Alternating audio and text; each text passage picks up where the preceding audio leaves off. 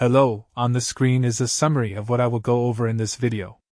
Make sure to watch to the end so you don't miss anything. Step 1. Check if your Android device has a built-in screen recorder.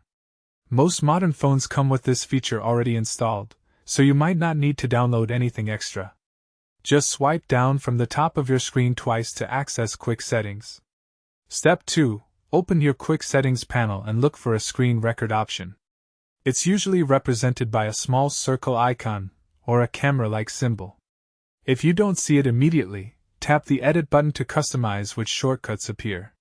Step 3. Tap the Screen Record button to open the recording settings. You'll see options for audio input, video quality, and where to save your recordings.